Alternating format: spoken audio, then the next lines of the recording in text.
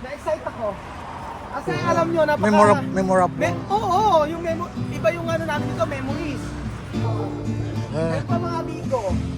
So, ito po ang aking company. Mga amigo, magandang araw po sa inyong lahat. At nandito po tayo sa may Hsinchu. At gusto ko pong ipakita sa inyo kung saan po ako nag-start magtrabaho dito. Nako, miss na miss ko na ang lugar na ito.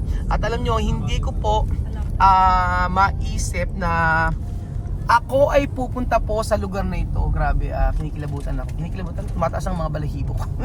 Ako nakikita ko yung Hsinchu. Kasi syempre, ang tagal-tagal na ilang years na akong hindi ko na kasi naisip na makakabalik ako dito. Before, di ba, pa OFW tayo, hindi ko na naiisip ko na pagka umaalis ka ng bansa, syempre, lagi kang OFW. At lumibot ka man paminsan-minsan lang. Pero eto talaga yung pupunta ka ng Taiwan na hindi ka OFW. Ang hirap, mabigat kapag ka OFW tapos alam mo kontrata dito sa Taiwan. 2 years, 3 years ganyan. Pero ayun, pero napaka-memorable ng lugar na ito sa totoo lang mga amigo dahil sa bansa na ito ay napakaraming memories dito. Yung hirap sa pagtatrabaho bilang factory worker. At talaga naman, sabi ko 3 months pa lang, binigyan na agad ako ng first warning. 3 months? 1 month, first warning. After second warning. Pag naka third warning ka, hanggang fourth, uwi ka na. Hindi pa ako bayad sa placement pay. Pambihira, 80,000. Babayaran ko pa kay Chamercy. So hanggang sa si Ate Lelen yung makarating dito, kasama ko. At yun, nakaabot naman kami tapos may kontrata namin. At syempre, kasi iba yung experience dito sa Taiwan. Mahirap pagod sa pagod physically. Papasok ka ng alas 8 ng gabi, uwi ka ng alas 8 ng umaga. Minsan 16 hours pa ako, maabot pa ako hanggang alas 12. Kaya sabi ko, ano to no? Ito na yung Shangshan ba to? Hindi, ano to? ano pala to, Chupei. Chupei. Huko. Sa Huko, nasa Huko na tayo mga amigo. Mga factory sa dito. Oo. Ayun yung mga factory mga amigo. Ganyan yung factory sa Taiwan. So, grabe. Alam nyo, ang trabaho dito ay hindi ka po pwedeng pepetiks-petiks kasi may mga kota-kota. Ang trabaho ko po before dito ay isa po ako dito nag-mold ng mga LED na hanggang ngayon naman talaga ay may LED. Uso na ngayon LED. That time, grabe, ang kota namin 2,000 pirasong LED. So, ginagamit ko sa mga TV, mga ganyan. Pero napakaganda. Magandang lugar namin yan. At maraming lilibutan po dito. So, gusto ko po ipakita sa inyo yung lugar namin kasi para makita nyo po na ang Taiwan po, ito po yung napakamaraming memories namin na Ate Lele ninyo. So, dito tayo na born again at dito tayo nakakilala sa Lord. At syempre, napakarami natin kaibigan dito. Yung iba nagpunta na sa Canada. Isipin nyo, nagpunta sila nasa Canada sila, nasa Poland, nasa Europe sila, sa part ng Europe. At lahat yan mga naging kaibigan namin dito sa JIL. Ngayon, ako ilang beses ako nag-apply sa Taiwan. Sa Canada. Pero dalawang beses ako naloko. Naloko ko na employer. Ang bihira. Kaya hindi pala doon ako dadalhin ng Lord, no? Dadalhin pala ako sa Africa. Kung saan makilala ko si TSS. So ayun, naku, sa mga nagko-comment pala mga amigo, naku, huwag kayong magagalit sa akin kung hindi nakasama ang Matinga families kasi na-explain ko na po sa inyo na hindi ganoon kadali lumabas ng bansa sila at babalik na naman. So yung pagpasok nga lang nahirapan kami yung paglabas pa. So in the future makakasama natin sila. Syempre pagka sila ay nagbakasyon na sa Equatorial Guinea, ipapasyal natin din sila sa ibang bansa din naman. So don't worry, next year naman kasama naman natin sila, punta tayo ng Boracay at saka ng Palawan. Ganun po. So nandito na tayo. Ito yung mga factory dito mga amigo. Grabe. Araw-araw ganyan ang trabaho namin. Papasok ng alas 8 ng gabi pag night shift ako. Pero maganda dito, may night differential. So may additional kapag panggabi ka. Kaya sa loob ng 3 taon, sa umaga ako ay tulog. O yan, ano to? Pakita ko sa inyo. Itong Tara Power. Ito. Tingnan mo, ito palang Winstro. Nanggaling ako dito, nakalimutan ko na lahat. Nakalimutan ko na lahat kasi eh. Ardentec. Actually, kalimutan ko na yung di ba yung mga factory to, ganyan po. Ayan, Ardentec. At least magkakaroon tayo dito ng magkaroon tayo ng isang vlog dito para at least malaman nyo kung saan po ako talaga galing at tagal. Syempre Saudi, galing din po ako pero hindi naman ako makapunta ng Saudi. Ang layo at saka medyo mahirap po pumunta ng Saudi pagka tourist. Kung di po ako nagkakamali. Ayan. Ako na po tayo sa Sinchu. Grabe. Na-miss ko ang Sinchu. Ganyan po. Sinchu. Ako sa inyo. Ayan na oh. Papunta na tayo sa Sinchu mga amigo. Ayan.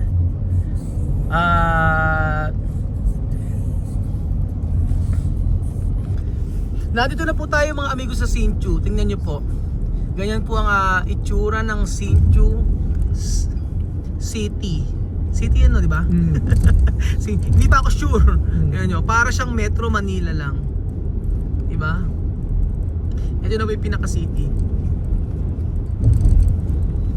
Tapos meron ditong train station. Yan. So, pagka OFW ka mga amigo, hindi mo naman mapupuntahan lahat ng mga yan kasi mas gusto mo magpahinga kasi pagod ka na. So dito po ako nag-start pumasok at magtrabaho ilang years ago, halos 15 years ago. Sobrang tagal na. Yan. So wala pa rin siyang pinagbago. Same na same pa rin. Ang mga nabago lang dito, yung mga nagkaroon sila ng mga mall. Yan. So ayan po, nandito na po tayo mga amigo. Alam nyo ba yung mga nagtitinda na yan? May nagtitinda ng mga nganga dyan. Ang mga nganga dito, yung nganga, yung buto siya. Ang mga Chekwa mahilig sa ganun. So ang mga nagtitinda dito, mga naka-bikini, lumalabas sila kahit napakalamig. Ito mismo yung lugar namin mga amigo, papunta. Antayin nyo. So meron train dyan, dito sa part na yun, doon. Diyan yung train na papuntang sa lugar namin. So dati mga amigo, alam nyo, ang mga Taiwanese lang ang po pwedeng magmotor. Ngayon ang mga OFW dito, pwede na silang magmotor, pinayagan na sila. And then ang maganda pa dito, dati kami bisikleta lang. Ngayon mga nakamotor na yung mga Pilipino dito ngayon. Yun ang sabi ni Kuya. So antayin nyo po mga ipapakita ko po sa inyo ang aming dating company kung saan ako nagtrabaho ng halos 3 taon. Alam nyo po ba dito sa bansang Taiwan, ako makakakita kayo ng mga construction worker na babae. Yun ang inaantay ko, kaso dito wala eh. Wala pa. Mga construction dito, iba mga babae, marunong trabaho ng lalaki. Ganyan po. Operate ng heavy equipment. Oo, marunong mag-operate ng mga heavy equipment. Tapos sana makakita tayo nagtitinda ng mga amigo. Nakaka-exciting na yun, nakakatuwa sila. Sobrang lamig pero mga nakatupis. Ganun po. So malapit na po tayo sa may company namin. Abangan niyo po 'yan mga amigo. So sabi ko nga po masaya dito sa Taiwan kapag ka ikaw ay overtime, maraming overtime. Tiyempo Chapan. Ayan po. Kami, yung kabila na to, bundok yan. Bundok yung part na yan. Tapos yung kabila nito, dagat. Ganyan po. Para po ako nasa Equatorial Guinea, same na same. Ganyan. Ayan po mga kababayan ko, mga amigo. Naku, malapit na po tayo sa aming company. Ayan po, malapit na kayo sa aming company at dati wala pa yung mga yan. Ayan o, wala pa. Dati ay puro lang siya. Puro bundok. Ngayon, dami na nagbago yun. So, siyempre, yung aming building ay nakatayo pa rin naman. Kaya lang, sabi nga nun, medyo mahina nga daw ang sabi sa amin. Pagpunta ka sa kabila na yan, puro, naman, dagat naman yan. Ayan. Okay. At saka dito po mga amigo, yung mga bus stop, merong oras kung kailan darating. So pagka nahuli ka, naku, mag-aantay ka na naman. Kung hindi ako nagkakamali, ilang kailan bus stop dito? 30 minutes ba? Depende. Pero to mas isolated area to. Talagang may oras. Minsan every 30 minutes. 30 minutes. 30 minutes. Natandaan ko 30 minutes. Pagka nalampasan na yun, mag-anti ka na naman ng 30 minutes. Ganun po. So, medyo naliligaw yata kami. Pero ayun na kami. Eto na po kami mga amigo. Dati wala pa to, di ba? Kakanan tayo dito. Ayan, kakantan tayo dito. Sige. Papasok po yan. Ayan, dito kami pumapasok pag malamig na malamig. Ayan po, naku po. Sige. Eto na po kami sa aming company. Ayan. Dito na po kami. So ayan po mga amigo, titingnan natin yung ano dito. May mga puno dito na dito kami nagnanakaw ng ayan. Kumukuha kami dito ng ano may bunga ng ang tawag doon? Lychees. Ito lychees. Yan po mga amigo, napakatagal na niyan. Dito yung bahay namin. Kaya papakita ko sa inyo. So, eto papakita ko po sa inyo mga amigo. Ayan. Papakita ko sa inyo, dito po ako nagtatrabaho ng 3 years. Dito kami nag-aabang ng bus. Yun ang bus stop. Itong bus stop dito. Tapos ito yung company namin. Ang bahay namin dito, papakita ko po sa inyo. Dito kami. Kaya para makita nyo kung saan kami trabaho. Ay, picture ito. Ayun o, in Harbatec. Narbatik, kita. Ayan, Harbatec. Mag-picture ka namin dyan. Halika. So, na-excite ako. Kasi alam nyo, Memorable. Oo, yung iba yung ano namin dito, memories. So dito, ayun po. Ito ang aking company. Dito pa ako nagtrabaho ng... Laki aso. Dito ako nagtrabaho ng 3 years. May mga aso. Dito ako nagtrabaho. Halika na namin.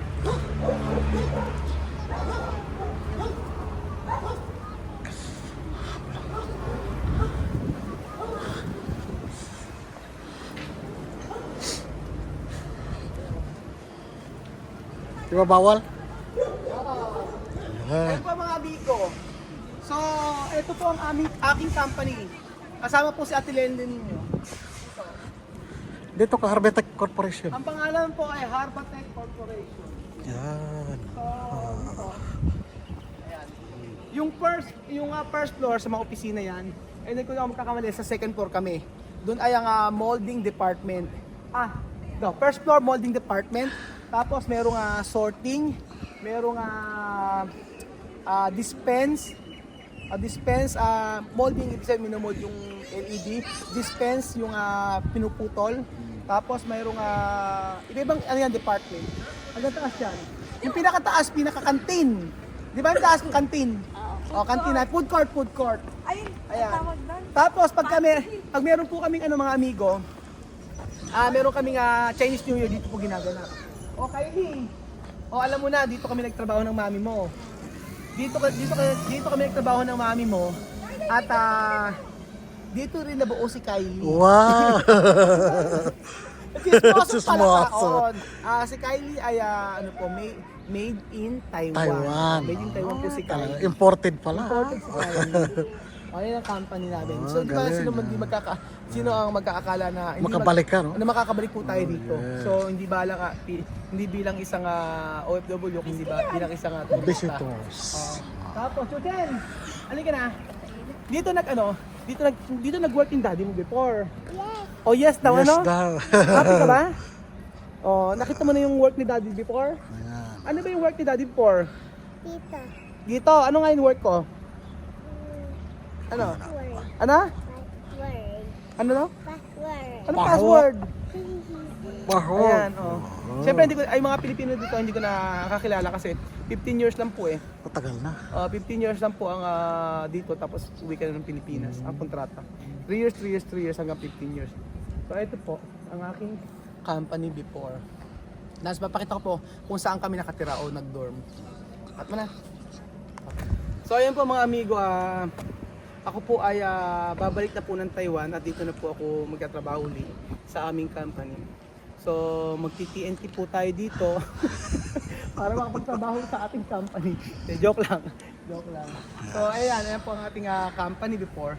At punta po tayo ngayon. Pupunta po tayo sa ating tirahan. Galing. Nakabalik ka na dito. Okay. So alam niyo po dito ang bahay namin mula doon. Yun. Yan, mula dyan, lalakad lang kami. Papunta po dito. Wala to dati. Ah, mga bago na to. So malapit na po yung aming bahay dito.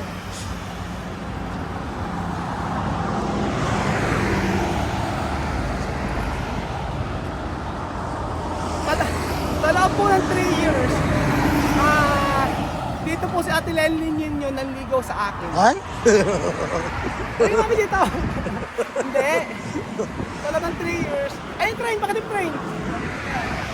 Ayun train, oh. Ayan. Sumasisiyan. Sumasisiyan. Hindi nakita yung reaction sa'yo. Kasi... Wala pa ito dati, di ba? Wala pa yan, wala pa yan. Ah, pa to. Dati pinakaharap niya na gano'n, di ba? May yerong nakagan sa Di ba yaba? So, pero... Paano makapasok tayo? Dito. Nakakatuwa diba nabalikan namin? Ayan dito. Oh. Private lang siya. Dito po ang bahay namin at Lenlin yun ng nandito kami. Ah, private lang siya. Pasok. Oo. Sana may Pilipino pa. Oo. So itong bahay namin. Pag kami anniversary ng JIL, dito kami. Yan. So tingnan natin. Yan. Ang aming bahay dati ay parang factory. Parang bodega. Oo nga. Oh. Tingnan natin kung meron pang Pilipino dito. Yun. Tingnan natin. Secom na siya. Secom. Iba na. Company na ba? Wala na. Iba na. Para compound na yan eh. Aboy pintar na. Wala na. Iba na, no? Amoy pintura.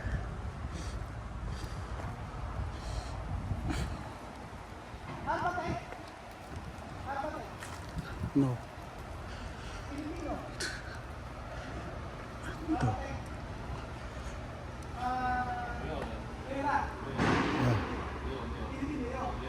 Ah, wala.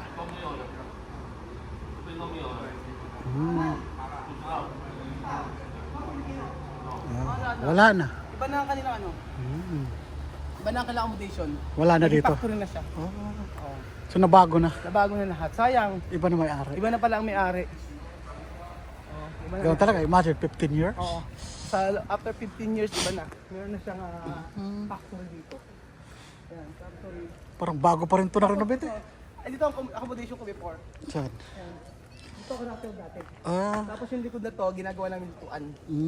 Oh, ayan. Ayun, yung bahay mismo, ito mismo, dyan ako nakatira.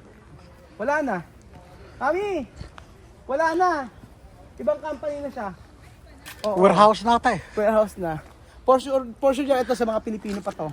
Ito magamit na to. Ayan, gamit ng mga Pilipino pa yan. Pinagtatapo na. Pagkatapo na. Sayang, wala na mga Pilipino. Baka lumipat na sila, no? Alamang lumipat na. Oh, lumipat na. Oo. Iba ng So, tirahan. basta ano po, mga amigo, ito po yung lugar kung saan din po ako nagtrabaho ng alos sa 3 taon. And then, sa 3 taon na yan, pag dito kayo nagtrabaho, pag sa Taiwan ka nagtrabaho kasi, alas 8 ng gabi, papasok ka, alas 8 ng umaga, tapos may night shift at saka day shift. Ngayon, ako, night shift ako, tapos bibilihan ng mga Pilipino po dito. Sa umaga, nagpupunta sila dito. Yung mga nakasakyan na mga nakapangasawa ng Chekwa, mga Pinay, meron silang tindahan. Ano? Ano? Oo, dito tinatapon lang nila yung mga pagluma na yung mga ano. Gamit. Oh. Yung daw nila yung mga Bid. yung mga bed. Ang sabi ganda niya, no? daw. Kaya nga. Ang ganda. So ayun, ang isa sa hindi ko makakalimutan kasi sa company ko dito, dyan sa ano ito, may time na malungkot kasi siyempre pagka pagod na pagod sa trabaho, ang buhay ko dito, trabaho, tulog, church. Trabaho, tulog, church sa loob ng 3 taon. Kaya nung after 1 year, yung po 1 year ko sa Taiwan, kinuha ko sa Ate Lenlin ninyo para at least mayroon ka makasama dito. At para hindi ako naiinip. So, after 3 years, di na kami nag-renew ng kontrata. Pero after ilang years, gusto kong bumalik dito, pinababalik naman ako, pwede rin akong bumalik. Kaya lang kasi sa totoo lang po, nung time ko, ay hindi ako okay sa trabaho, hindi raw ako magaling, hindi ako mahusay, lagi ako nagkakamali, ganyan.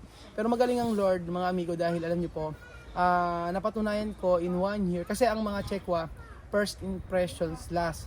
Kung ano yung unang tingin sa'yo, pagka nakita kang hindi ka magaling sa umpisa, hanggang sa matapos ang kontrata mo hindi ka magaling. Ginawa akong supervisor. Ginawa akong supervisor sa molding area. So, hindi na po ako nagmo-mold, ako nagsusupervise ng mga kapwa ko Pilipino dito. Ako nagbibigay ng trabaho sa night shift. So, ilang years from after 1 year or ganyan, hindi na po mabibigat yung trabaho ko. Nakuha ko yung loob ng supervisor ko. Yung pinakamas mataas sa night shift. Kaya after noon, naging okay na yung buhay ko dito. So, mula first hanggang second, yung first year sobrang hirap talaga ng buhay ko dito. Lagi ako pinagagalitan, minumura, sasabihin ng bobo, tanga, walang isip, kailan ka matututo, ganyan po. Ay, pag uwi ko ng bahay, pagod na pagod ka, masama loob mo, iyak ka na lang. Tapos hanggang sa na ko ng Lord na sabing gano'n, hindi kita bibigyan ng problema na hindi mo kakayanin. Then right after noon, naging masaya na hanggang sa makauwi kami. Naging successful yung pagka-Taiwan ko. At dahil po sa pagka-Taiwan ko, nakabili kami ng lupa, mga amigo. Yun po yung tinitirikan ng pinagawang bahay natin sa TSS na parang apartment style. Yun po ay katas ng Taiwan at saka Saudi. Yun po. And then kaya iba yung experience ko dito sa Taiwan. So, yun po ang buhay ko sa Taiwan at isalaman nyo kung saan kami nagmula ni Ate Lenlen nyo. Salamat po mga amigo at God bless.